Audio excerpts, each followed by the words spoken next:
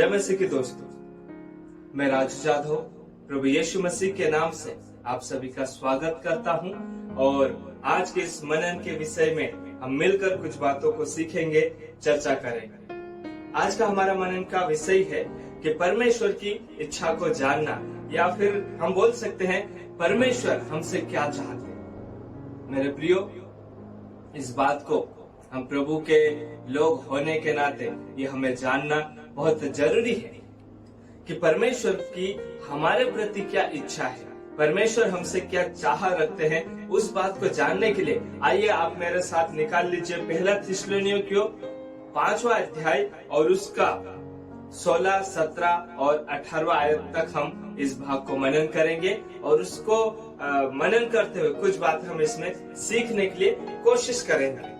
तो आइए हम इसको एक बार मिलकर पढ़ेंगे। यहाँ पर लिखा है, सदा आनंदित रहो, निरंतर प्रार्थना में लगे रहो, हर बात में धन्यवाद करो, क्योंकि तुम्हारे लिए मसीह यीशु में परमेश्वर की यही इच्छा है।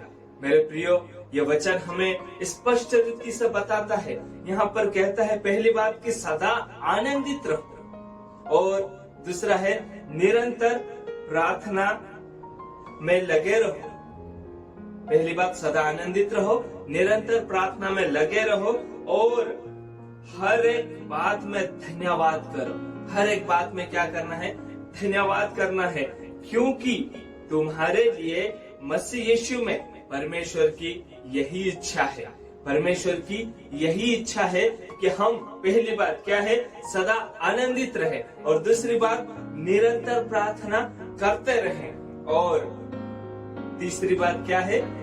हर एक बात में परमेश्वर को धन्यवाद देना। हर एक बात के लिए परमेश्वर को धन्यवाद देना, ये परमेश्वर की इच्छा है। इस वचन के अनुसार हम बोल सकते हैं कि परमेश्वर ये आपसे और मुझसे चाहते हैं कि हम सदा आनंदित रहे, निरंतर प्रार्थना में लगे रहें और हर एक बात के लिए परमेश्वर को धन्यवाद दें।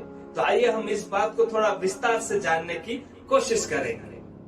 यहाँ पर पहली बात हम देखते हैं, सदा आनंदित रहो। जो 16वें आयत में लिखा है कि सदा आनंदित रहो, इसका मतलब क्या हो सकता है? सदा आनंदित रहो, क्या हम हमेशा हंसते रहे या हमेशा मुस्कुराते रहे?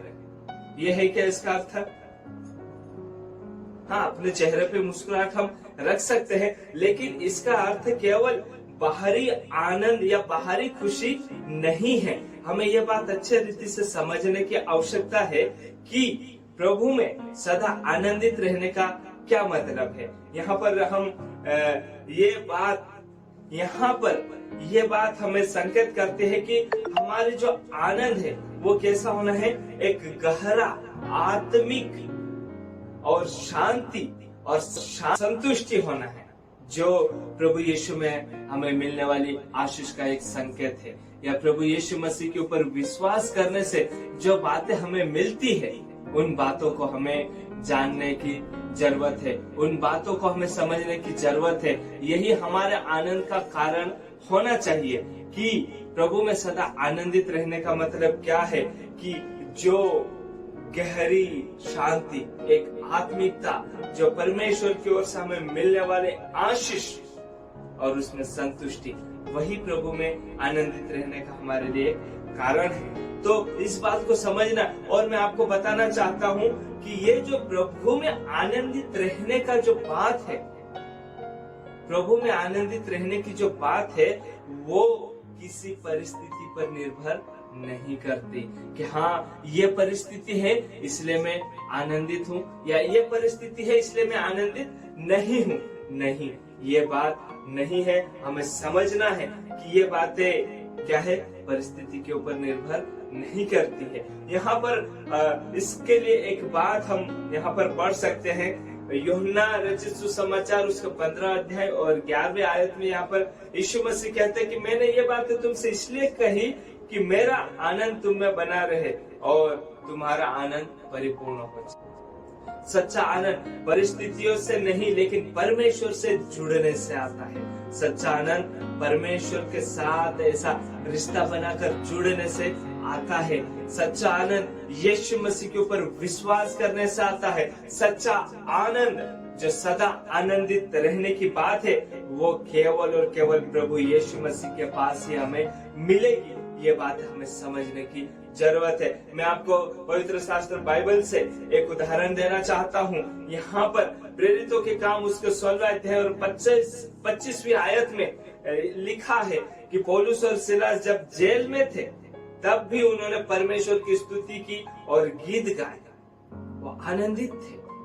और हम वचन पढ़ते हैं फिलिपियो 4:4 में स्पष्ट लिखा है, वहाँ क्या कहता है कि प्रभु में सदा आनंदित रहो। मैं फिर कहता हूँ, प्रभु में सदा आनंदित रहो। यहाँ पर पौलुस अपनी परिस्थितियों का जिक्र नहीं कर रहे या उस परिस्थिति का हवाला देते हुए नहीं कह रहे हैं। आपको पता होना चाहिए वो कैसी परिस्थिति में था। वो जेल में रहते हुए ये बातें अपने विश्वासियों को कह रहे हैं कि प्रभु में सदा आनंदित रहो। हालेलुया। परमेश्वर महान है। सच में परमेश्वर हमें इस प्रकार का आनंद देना चाहता है। परमेश्वर हमें इस प्रकार के आनंद में रखना चाहता है कि वो किसी परिस्थिति में बदलने वाला नहीं है। वो किसी भी वजह से बदलने वाला आनंद नहीं है। वो सदा का अनंत काल का आनंद परमेश्वर देता है। तो पहली बात हम यहाँ पर बोल सकते हैं क्या है कि परमेश्वर चाहते हैं हम सदा आनंदित रहे। परमेश्वर की प्रभु यीशु मसीह में यही इच्छा है कि आप आनंदित रहो। मेरे प्रियो, हम आनंदित रहना है, चिंता नहीं करना। कई बार हम चिंता करके अपने उस आनंद को खो देते हैं। और मैं एक प्रभु के दास से सुन रहा था कि वो कहते हैं कि हम चिंता करके पाप करते हैं। वो कैसे पाप करते हैं, उस बात के बारे में हम थोड़ा सा मनन करेंगे। उदाहरण के तौर पर परमेश्वर कहता है तुम चिंता मत करो, लेकिन हम चिंता करते हैं। जैसे एक पिता अपने बच्चों को कहता है, या फिर एक पिता के सामने अपने बच्चे चिंतित रहेंगे तो उसे कैसा लगेगा, दुख लगेगा। वैसे ही हम भी चिंता करके हमारे परमेश्वर को दुख देते हैं, और परमेश्वर को दुख देना पाप करने के बराबर है। हमें ये बातें ध्यान रखना है। परमेश्वर हमें आनंदित रहने के लिए चुना है। परमेश्वर हमें आशीषित होने के लिए चुना है। परमेश्वर हमें संतुष्टि का जीवन दिया है। परमेश्वर ने हमें शांति का, खुशी का और अनंत जीवन दिया है। इसलिए हमें क्या होना है, सदा आनंदित। परमेश्वर में, प्रभु यीशु मसीह में सदा आनंदित रहना है। और हम दूसरी बात यहाँ पर देखते हैं 17वें आयत में, वहाँ पर स्पष्ट कहता है निरंतर प्रार्थना में लगे रहो। यहाँ पर वचन क्या बोलता है, निरंतर प्रार्थना में लगे रहो। इसको हम 18वें आयत के साथ में जोड़कर बोलना चाहेंगे। वहाँ पर ऐसे बोल सकते, निरंतर प्रार्थना में लगे रहो क्योंकि तुम्हारे लिए मसीह यीशु में परमेश्वर की यही इच्छा है। और पहले वचन को भी आप इस प्रकार से जोड़ सकते, सदा आनंदित रहो क्योंकि तुम्हारे लिए मसीह यीशु में परमेश्वर की यही इच्छा है। हालेलुया।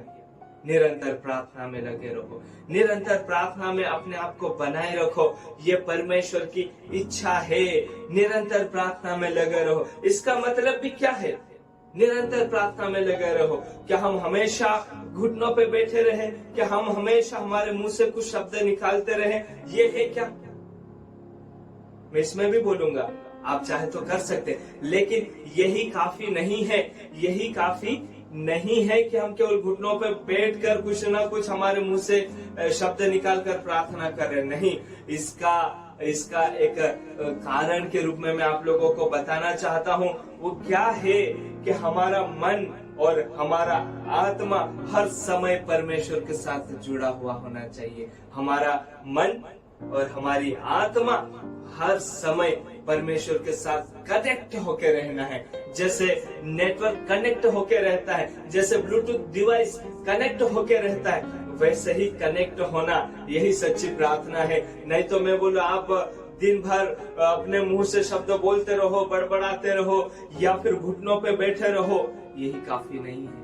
ये प्रार्थना, इसको प्रार्थना के रूप में बोल सकते हैं, लेकिन सच्ची प्रार्थना क्या है? परमेश्वर के साथ कनेक्ट होना, अपने आप को परमेश्वर के साथ में कनेक्ट करना। ये बातें हम यहाँ पर समझ सकते हैं इस भाग से।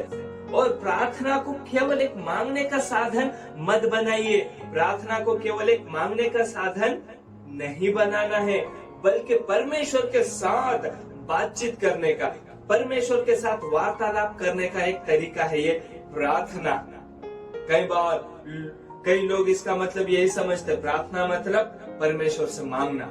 नहीं, इसके साथ धन्यवाद देना भी होता है और परमेश्वर के साथ बातचीत करना भी होता है। हालेलुया। तो मैं आशा करता हूँ आप इस चीज को समझ पा रहे होंगे। और जब हम प्रार्थना में रहते हैं तो परमेश्वर से जुड़े हुए रहते हैं। जब हम प्रार्थना में रहते हैं तो परमेश्वर के साथ जुड़े हुए रहते हैं, और जब हम परमेश्वर के साथ जुड़े हुए रहते हैं तो वो लगातार हमारे संपर्क में है, वो मार्गदर्शन करता रहेगा, वो हमें अगुवाई करता रहेगा। इसलिए ये जरूरी है हर एक काम में परमेश्वर को शामिल करें। अभी हम यहाँ पर देख लिए हैं प्रार्थना करना क्या है, परमेश्वर के साथ जुड़े रहना। प्रार्थना करने का मतलब क्या है, परमेश्वर के साथ जुड़े रहना। और हम इसमें एक शब्द सीखे हैं, क्या है, निरंतर प्रार्थना में लगे रहो। अब हम निरंतर प्रार्थना क्या मतलब है फिर? अगर आप बोल रहे हैं कि हमेशा मुंह से कुछ ना कुछ बोलना ही प्रार्थना नहीं है, हम घुटनों पे बैठकर प्रार्थना करना वो भी एक प्रार्थना का एक तरीका हो सकता है, लेकिन सच्ची प्रार्थना के रूप में नहीं है, तो फिर कैसे हम निरंतर प्रार्थना में बने रह सकते हैं? कैसे हम निरंतर परमेश्वर के साथ प्रार्थना में बने रहेंगे? तो मैं आपके सामने 2-3 पॉइंट शेयर करना चाहता हूँ जो आप आपके निरंतर प्रार्थना में लागू कर सकते हैं। पहली बात है, हर काम में परमेश्वर को शामिल करें। हर एक काम में क्या करें, परमेश्वर को शामिल करें, प्रार्थना करें, धन्यवाद दें। हर एक काम के लिए अगर आप कुछ करने जा रहे हो उसके लिए प्रार्थना करके परमेश्वर से अगुवाई मांगे, और कुछ काम आपके लिए अच्छा हुआ है तो उसके लिए परमेश्वर को धन्यवाद दें। पहली बात, हर काम में परमेश्वर को शामिल करें। और दूसरी बात, छोटी छोटी बातों में भी परमेश्वर को धन्यवाद दे। क्या है, छोटी छोटी बातों में भी परमेश्वर को धन्यवाद दे। इसको हम ऐसे बोल सकते हैं, छोटी छोटी बातें भी परमेश्वर से किया करो। छोटी छोटी बातें भी परमेश्वर से किया करो। और तीसरी बात, ध्यान और मनन के द्वारा परमेश्वर के साथ रिश्ता बना के रखना। जो डिवोशनल टाइम होता है, जो क्वाइट टाइम बोलते हैं, या जो शांत मनन होता है, वो भी जरूरी है, वो भी हमारी निरंतर प्रार्थना का एक भाग है। इसलिए मेरे प्रियो, आप इन बातों को अच्छे से समझ लीजिए, जान लीजिए। निरंतर प्रार्थना में लगे रहना है। वो कैसे करना है वो मैंने आपको बता चुका हूँ। और मैं एक बात आपको बताना चाहता हूँ, प्रार्थना करने से क्या होता है। मैं आपको बताना चाहता हूँ, प्रार्थना करने से हमारा विश्वास बढ़ता है। हालेलुया। प्रार्थना करने से हमारा विश्वास बढ़ता है और हर परिस्थिति में शांति और सामर्थ पाते हैं। हम हर परिस्थिति में शांति और सामर्थ पाते हैं इस प्रार्थना के द्वारा, क्योंकि हमारा रिश्ता कहाँ है, परमेश्वर के साथ कनेक्ट हुआ है। तो हमें शांति, सामर्थ परमेश्वर की ओर से मिलती रहती। तो यहाँ पर हमने 2 वचनों को कवर किया। पहली बात, सदा आनंदित रहना, और दूसरी बात क्या था, निरंतर प्रार्थना में लगे रहे। और तीसरी बात क्या है, हर बात में परमेश्वर का धन्यवाद करो। हम अच्छी चीजों के लिए बहुत जल्दी धन्यवाद देते, लेकिन कठिनाइयों में हम धन्यवाद देना थोड़ा पीछे हो जाते या भूल जाते, या बोलते हैं ऐसी परिस्थिति में मैं कैसे परमेश्वर को धन्यवाद दे सकता हूँ। मेरे जीवन में तो ये दुख है, मेरे जीवन में तो ये समस्या है, तो मैं कैसे परमेश्वर को धन्यवाद दूं। लेकिन यहाँ पर क्या वचन क्या बोलता है कि क्योंकि तुम्हारे लिए प्रभु यीशु मसीह में परमेश्वर की यही इच्छा है। आप इस परमेश्वर की इच्छा को समझिए, आप इस परमेश्वर की इच्छा को जानने की कोशिश कीजिए। वो चाहता है आप हर बात में उसको धन्यवाद दे। रोमियो 8:28 में लिखा है कि जो लोग परमेश्वर से प्रेम रखते हैं उनके लिए सब बातें मिलकर भलाई ही को उत्पन्न करती है। जो लोग परमेश्वर से प्रेम रखते हैं उनके लिए सब बातें मिलकर क्या करती है, भलाई ही को उत्पन्न करती है। मेरे प्रियो, हमारे जीवन में जो कुछ भी है वो भलाई को उत्पन्न करता है, भलाई को ही लाता है। इसलिए हर बात के लिए हमें परमेश्वर को धन्यवाद देना है। और हम यहाँ पर 1-2 बात और देख सकते हैं। कठिन समय में भी परमेश्वर हमारे साथ रहता है। आपके और मेरे कठिन समय में भी परमेश्वर क्या करता है, हमारे साथ रहता है। ये बात हमें भूलना नहीं है, परमेश्वर हमेशा हमारे साथ रहता है। इसलिए परमेश्वर को धन्यवाद देना जरूरी है। और जब हम धन्यवाद देते हैं तब हम परमेश्वर के प्रति अपने विश्वास को प्रकट करते हैं। जब हम परमेश्वर को धन्यवाद देते हैं तो परमेश्वर के प्रति अपने विश्वास को प्रकट करते हैं। जो विश्वास आप परमेश्वर के ऊपर करते हैं उसको धन्यवाद के द्वारा क्या करते हैं, उसको प्रकट करते हैं।